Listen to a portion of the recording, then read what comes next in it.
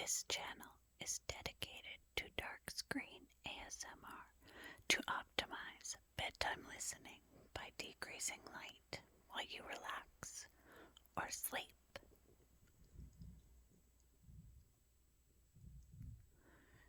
Today's dark video is another installment of 50 physics ideas you really should know by Joanne Baker.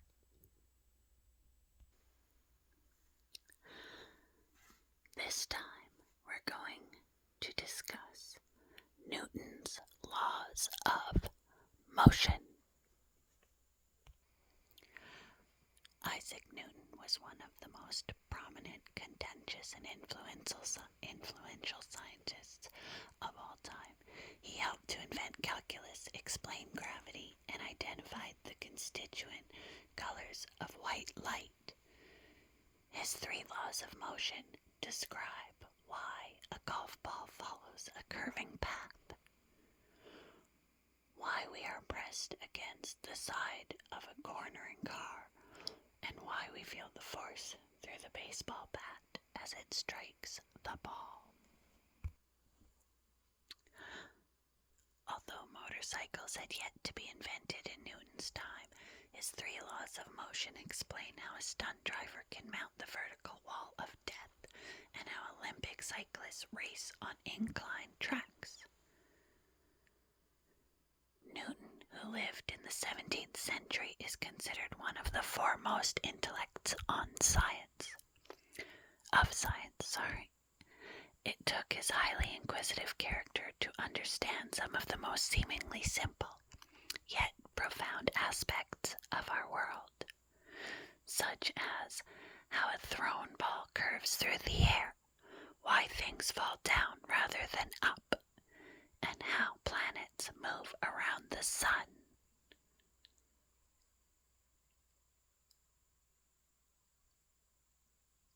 An average student at Cambridge in the 1660s. Newton began by reading the great works of mathematics. Through them, he was drawn away from the civic law into the laws of physics. Then, on sabbatical at home, when the university was closed for an outbreak of plague, Newton took the first steps to developing his 3 laws of motion. Forces. Borrowing Galileo's principle of inertia, Newton formulated his first law. It states that bodies do not move or change their speed unless a force acts. Bodies that are not moving will remain stationary unless a force is applied. Bodies that are moving with some constant speed keep moving at the same speed unless acted upon by a force. A force, for instance, a push, supplies an acceleration that changes the velocity of the object. Acceleration is a change in speed over some time.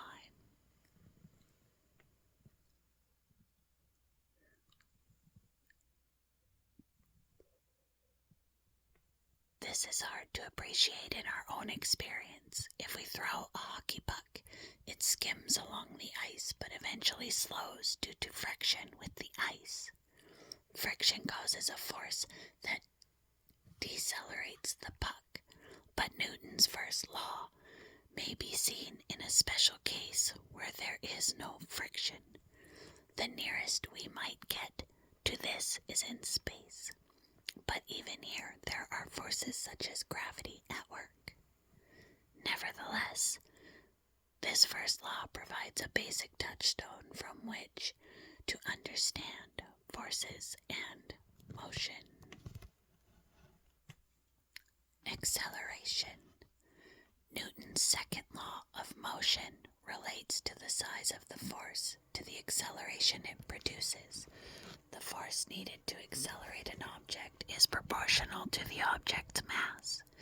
Heavy objects, or rather ones with large inertia, need more force to accelerate them than lighter objects.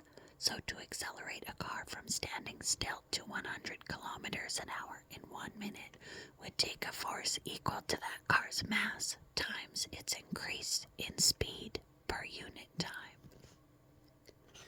Page turning. Newton's second law is expressed algebraically as F equals ma, force F equals mass m times acceleration a. Turning this definition around, the second law expressed in another way says that acceleration is equal to force per unit mass. For a constant acceleration, force per unit mass is also unchanged. So the same amount of force is needed to move a kilogram mass, whether it is part of a small or large body. This explains Galileo's imaginary experiment that asks which would hit the ground first if dropped together, a cannonball or a feather. Visualizing it, we may think that the cannonball would arrive ahead of the drifting feather, but this is simply due to the air resistance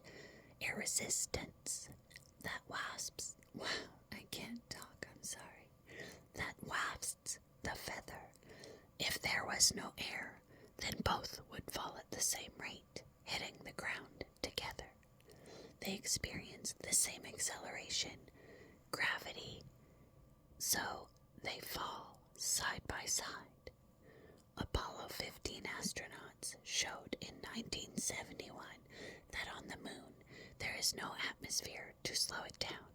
A feather falls at the same rate as a geologist's heavy hammer.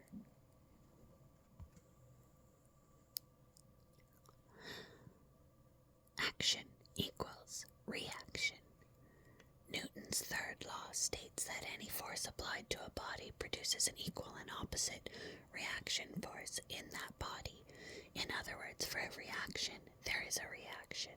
The opposing force is felt as recoil. If one roller skater pushes another, then she will also roll backwards as she pushes against her partner's body. A marksman feels the kick of the rifle against his shoulder as he shoots. The recoil force is equal in size to that originally expressed in the shove or the bullet. In crime films, the victim of a shooting often gets propelled backwards by the force of the bullet, but this is misleading. If the force was really so great, then the shooter should also be hurled back by the recoil of the gun. Even if we jump off the ground, we exert a small downward force on the earth, but because the earth is so much more massive than we are, it barely shows. With these three laws, plus gravity, Newton could explain the motion of practically all objects, from falling acorns to balls fired from a cannon. Armed with these three equations, he could confidently have climbed aboard a fast motorbike and sped up onto the wall of death, had such a thing existed in his day. How much trust would you place in Newton's laws? The first law says that the cycle and its rider want to keep traveling in one direction at a certain speed, but to keep the cycle moving in a circle. According to the second law, a confined space needs to be provided to continually change its direction, in this case applied by the track through the wheels. The force needed is equal to the mass of the cycle and rider multiplied by their acceleration. The third law then explains the pressure exerted by the cycle on the track as a reactionary force is set up. It is this pressure that glues the stunt rider to the inclined wall, and if the bike goes fast enough, it can even ride on a vertical wall. Even today, knowledge of Newton's laws is pretty much all you need to describe the forces involved in driving a car fast around a bend or Newton's laws do not hold is for things moving close to the speed of light or with very small masses. It is in these extremes that Einstein's relativity and the science of quantum mechanics take over. So, the condensed idea is motion captured. So, it has a little bit of a summary here of the three laws. So, Newton's laws of motion. The first law states that bodies move in a straight line with a uniform speed or remain stationary unless a force acts to change their speed or direction. The second law says that force produces accelerations that are in proportion to the mass of a body. Again, F equals ma. And the third law says that every action of a force produces an equal and opposite reaction. Now let's look at the little timeline on the bottom. So it says 350 BC, roughly circa 350 BC.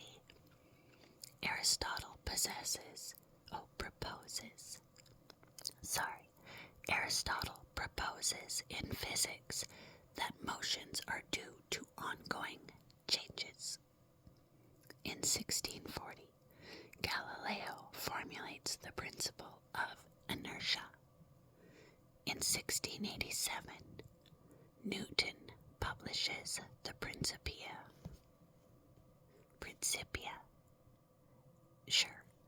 In 1905, Einstein publishes the special theory of relativity.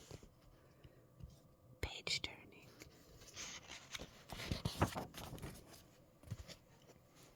Now, there's a little blip here about Isaac Newton, so let's give that a read. It says, Isaac Newton was the first scientist to be honored with a knighthood of Britain, despite being idle and inattentive at school and an unremarkable student at Cambridge University. Newton flourished suddenly when plague closed the university in the summer of 1665. Returning to his home in Lincolnshire, Newton devoted himself to mathematics, physics, and astronomy, and even laid the foundations for calculus. There he produced early versions of his three laws of motion and deduced the inverse square law of gravity. After this remarkable outburst of ideas, Newton was elected to the Lucasian Chair of Mathematics in 1669.